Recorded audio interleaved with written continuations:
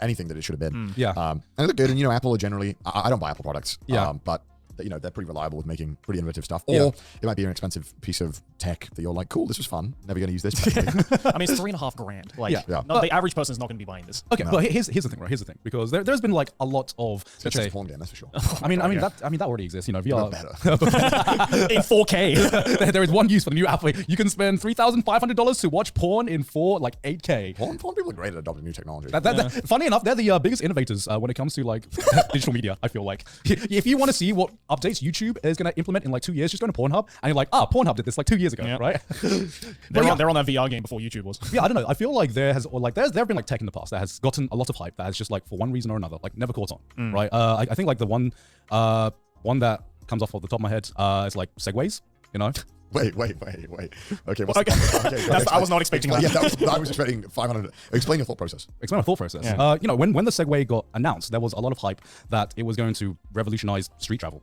It's what? Yeah, Americans will literally do anything not to work. And then look where the Segway got now. It just turned out to be a failure of epic. I mean, it killed its creator. So. Yeah. I mean, it killed its creator. He died from a Segway. And there was a lot of hype around, let's say, e-scooters, and it's arguable whether they've taken on. Or whether I mean, it's taken on more than the Segway. That's for sure. It has taken on. I think the form factor of the scooter helps a lot. The Segway isn't huge, but when you think about storing, the scooter is way more manageable. Yeah. Also, there's just something about a Segway. For the longest time, I looked at it and I'm just like, you just kind of look like a tool riding one. And I can't explain why. It always comes back to everyone. Well, okay, it's interesting. Why do you think that? Do you think just that you're like T-posing basically? you look like a fucking idiot. It's like, now I must go to work. Goodbye. You're essentially like T-posing. You look ridiculous. Yeah. When you ride a Segway, you look dumb. Yeah, I mean, you can't look cool riding a Segway. I totally agree with you. Because I do think you look dumb riding a Segway. But we've all ridden Segways. Actually, pretty fun. Surprisingly, actually super fun. But I'm wondering, because my first experiences with something like a Segway was just seeing it in like dumb pieces of media. Like seeing it in a random YouTube video as like a, to parody like The Nerd or something like that, or in like fucking Paul Mart or like the Mall Cop fucking movie that I can't remember. Paul Blart or something like that. And I'm like, okay, Segway, that's dumb and stupid, I think what was more dumb though was like not even like those kinds of Segways with the handles, but the ones that it's just the feet. Yeah. Oh. You know those ones where you just like step on it. It's just the hoverboards things. Like, which I don't know, what a shit name. Yeah. That's another one where I'm just like, you could be the badass motherfucker with like infinite riz. Once you're on a hoverboard, you have lost all the riz. You just look like a tool riding. Yeah. So the reason I bring these up, like the hoverboard as well, which is just like I feel like went and came and went. It was kind of like a fad, a trend, and I'm like, both of these to me tried to solve a problem that didn't really exist. It's like Segway solved the problem of transport for whomst, for more cops. Yeah, more cops. Yeah. You kind of realize after you use a Segway, and I guess the inherent ability that I guess Segway has above other transport methods. Yeah, indoors it's pretty good in like spaces like malls. Or yeah. But outside of that, it's a bike. Golf courses, that would be really good for golf courses. Golf carts. There's golf carts. You need to carry your clubs. That's true. And then you kind of realize, oh wait, e-bikes are just better than Segways because it's more stable. You can have a basket. They have it's more natural as well. Yeah. You're sitting down, it's a lot more comfortable. Yeah. You kind of realize, and there's a lot of infrastructure already for bike parking. Yeah. So you kind of like, oh, e-bikes are just a better version. Of what Segways tried to be, I guess. E-bikes are good. I mean, we've ridden e-bikes. Whenever I've ridden on my friends' e-bikes as well. They're very, very good. Yeah. And okay. So I guess going back to like Apple Vision. Okay. Looks ridiculous. All right. You the fact that you can see the eyes on the other side just makes it look like a fucking cyborg. I'm like, if Apple can't make it look cool, there ain't no way anyone's gonna look cool wearing VR. The eyes thing is so fucking weird. But it's like, because the way that they do it is that like it's not actually the eyes. It's not like a transparent screen where like you can just see the person's eyes. It's a reflection, or I guess an image of what the inside camera views your eyes as. That's being projected onto it. So it just enlarges your eyes. So you just look like an insect. Yeah, that sounds fun. And the biggest thing I thought, and because I haven't tried out the Apple Vision yet, none of us have, obviously. Only Marcus has. Yeah, we are not. we are not tech YouTubers. We would not be allowed to go. Yeah, that. But like, is like with AR and like VR tech in general, like what problem are we trying to solve here? I think it's like trying to offer, especially with AR, it's like trying to offer more ways to interact with an environment. Or like, let's say you had like, I don't know, you could, if you were like a 3D modeler or an architect, right? Like it's like, oh, come to the architect office, put on these goggles, look right there, we've got this 3D design of this building. You can kind of interact with it. It gives you another layer of like kind of presenting. I'm sure that's what people said about. Yeah, but that's like, okay, what you described is such a specific situation. Think about it with like a computer back in the day. They probably had the same argument where they're like, adding up numbers, that's so specific. I can add it just fine with the fucking bead thing. What are they called? The abacus? Yeah, the abacus. We got abacus right here, bro. We don't need that. Like, I think it's, again, with technology like this, I think it's more about like trying to find a use for it right away is not the correct way of looking at technology. It's like, let's make the tool. People will figure out how to. I guarantee, like when it comes to the Apple Vision, it was probably just a bunch of like tech heads who like watched Iron Man and saw Jarvis and was just like, that looks cool. I want to do this. Yeah. I think there is this like, it's also presumably, if this does work, because apparently it's just you click like this, right? Yeah. That's way more accessible in terms of technology than if, what if you're a person who has very limited movement in your hands for some reason? Yeah.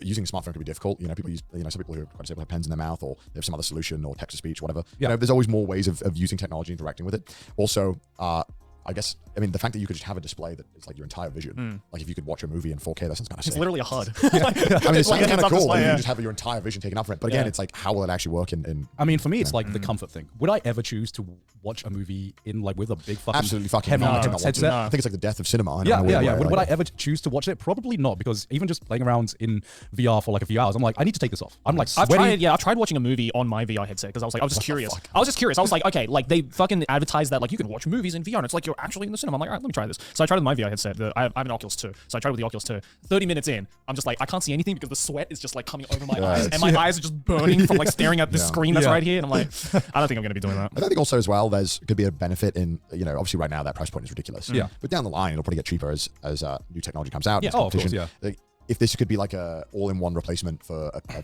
PC, TV, phone even, that could be quite promising, and it could give, that technology could be more accessible to people and allow people. It's first generation tech, right? It is. I think right now it's more we so have to kind of figure it out from there. Personally, it freaks me out, and I'm not a big fan of it, but I think kind of being against the idea of progressing it is kind of, I guess it's not helpful, right? And also, it's not helpful, but I guess to play devil's advocate as well. Fair. To play devil's advocate, like one thing that I've come to despise within the past 5 years is the whole tech bro culture. Like bro, like adopting tech, NFTs, crypto. This is new technology. It's not about the tools, man. It's not a fad, mom. I swear. Yeah. So it's like because of this, it's kind of like giving me a more critical eye whenever a new piece of tech gets announced to be like, do we actually need this? Well, yeah, because it's like, is this going to be a fad? Like kind of liking tech in like 2018, 2019 was kind of like becoming kind of trendy. Yeah. Being up to date. Yeah. And then NFTs came out and Bitcoin blew up and all that stuff. And I was like, oh man, we should go back to bullying. NFTs made me actually think like, there are benefits to being. Yeah. Which is not to say that Apple Vision is on the same level as NFTs or like fucking crypto or whatever. But it does make me think, could I ever see this? Google Glasses, like you said, was way ahead of its time, but it still did not take off, right? Well, no, because it was shit. And it was too ahead of its time. Also, like, I think people just don't want people walking around with cameras on their face the entire time. Yeah. I think that freaks people out. Like, you look like a spy. Yeah. I know I do those IRL streams, so people just look when there's a camera. Yeah. I'm definitely not going to be buying the Vision Pro thing, but like I am curious to see where this tech is going to go. And again, with tech more often than not, the first one is always by far shit. Yeah. So just wait for it to. Yeah. It'd be fascinating to see like how it's going to evolve in like the next 5-10 years, right? It's like foldable phones, right? Yeah. No one fucking knew the foldable phone, but they're like, it sounds kind of cool. That's an option. And right, like the first 2 generations, I think were kind of, and then I'm hoping 3rd, 4th generation foldable phones will actually be really good. Foldable smartphones? Yeah. Oh, okay. What do you think of it? Like regular Motorola Razr. Sorry, that's the boomer in me talking right now. That's flip phones. These are foldable phones. It's different. Okay, I still don't understand. We are not the same. I don't understand foldable phones though. I love the idea of having a phone and then being able to turn it into like a pseudo kind of tablet on the go. Because I have an iPad. I don't use it. I have not used it at once. Right. Because I'm too lazy to carry it. I'm just watching on my phone. But I would love the idea of like I'm watching and I'm like 2 of these. That'd be nice. Well, I can't get over because I've seen people. I've seen Didus has one. Yeah, Didus has one. And I'm like, I can't get over the crease. Well, that's the idea, right? Is that hopefully in a generation or 2 the crease will get better. Yeah. But apparently you just live with it. Yeah, you just live with it. Like mesothelioma, whatever that is in America that every ad tells you about on TV. The what? What? What? In America, when you put the TV on, it's like, have you or a loved one suffered from mesothelioma? Call the lawyer. You know seen these ads? Yeah, the drug ads, right? And well, there's that too. Yeah. But every goddamn thing is like a lawyer ad, and it's like, have you or a loved one been affected by mesothelioma? Well, let me see what the actual word is. I've never heard of that. Yes, you have. Yes, you have. Mesothelioma? That doesn't even sound like, that sounds like a mythical creature. Mesothelioma, a type of cancer that develops in the lining that covers the outer surface. What triggers it? Asbestos. Yeah, because a bunch of houses were built with asbestos. Oh, okay. So so if you have it, you should call a lawyer. So wait, what does that have to do with flip phones?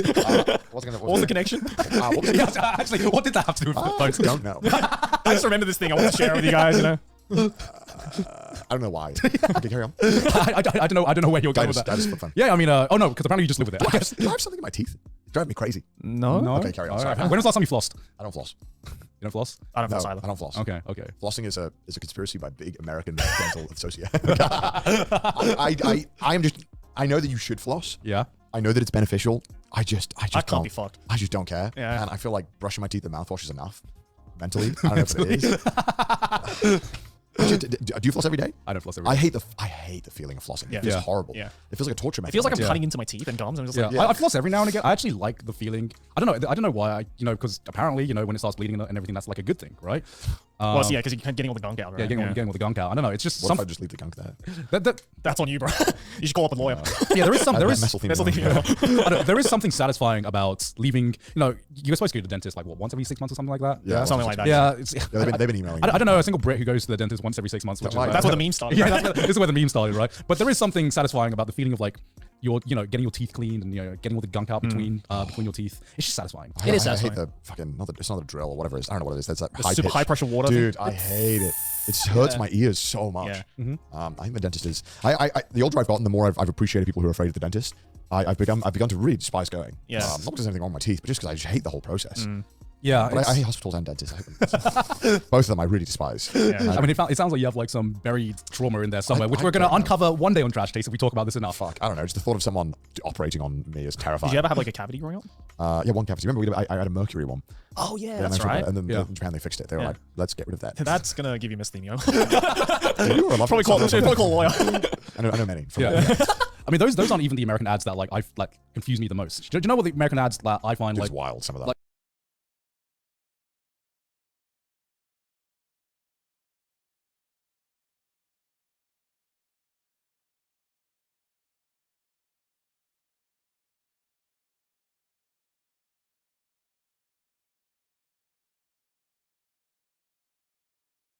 Like I find the wildest. The medicine Not the medicine ones, the political ones. Oh. I do not understand. John Johnson wants to keep rapists out of prison in your home. But it's like, what the fuck? Yeah, they start off with that. And also, he wants to raise the taxes. And they always start with that, and then they end off with the taxes afterwards. Yeah, They're like, and he wants to raise taxes as well. But also, rapists out of prisons. What can I say, guys?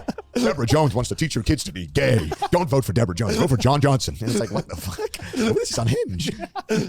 Oh my god. Oh my god. I remember on tour when we had that like TV going on in the bus the entire time, just like 24/7, just some random fucking show. So cool having a TV on a bus. Yeah, that was epic. But like I remember every like third or fourth ad was just this like, like, are you suffering from depression? Oh yeah. And try out gleamoclobia. Yeah, and then it's like side effects may include side effects may include diarrhea, bleeding anus, dude, pregnancy. Insane, it's like okay. Yeah, I always, because my only exposure to those ads growing up was like through, I guess, like YouTube parodies and shit like that. I always thought they weren't real. Yeah. And then the first time I was in America and I saw that ad, I remember I looked it up and I'm like, these are real? Yeah. I thought they were just parodies. I literally thought they were just parodies you'd see every now and again on the internet. It's like, this thing will give me diarrhea and 6 types of cancer, but hey, at least it whitens my teeth. Like, okay, sure. It's very weird. And then I guess there's so many stuff you can get over the counter, which in most of the countries in the world you just can't. It's crazy. You're like, I can just take melatonin every night and no one's going to tell me that maybe I shouldn't. Like, well, that's on the label. And it's like, yeah. I mean, there are a lot of drugs that you can't like fly with, even if you're prescribed with them in America. I mean, if you come to Japan, don't bring your Adderall prescription because Adderall is trouble. Adderall is same with melatonin as well. Yeah. Oh, dude, that reminds me. I've been speaking about Japan because that's the place we live in. Yeah. I've been following a lot of the Japan Reddits thing, just reading up what's happening. Yeah. And, Japan Reddit? Yeah. There's loads of Japan Reddit focused ones. Oh, okay. People who live in Japan, people who visiting Japan, news in Japan, and obviously there's been a lot of weird shit happening. But there was like obviously there was that video of that guy that you covered. When everyone was trying to like fucking harass him. But the IRL streamer. Yeah. And luckily he's left now. Oh, he has? Yeah. Finally. And there was I think I found bizarre is that there was like all these American news stations and people online posting being like, oh, there's an American missing in Japan and no one heard anything. That. Yeah, and then I think the police just, again, at the time of recording, it was like the police just detained, I think, them and just didn't tell the governments. And when the government asked, they were like, we're not going to tell you. Yeah. Wait, what? Yeah, they just wouldn't. That's what they assumed because the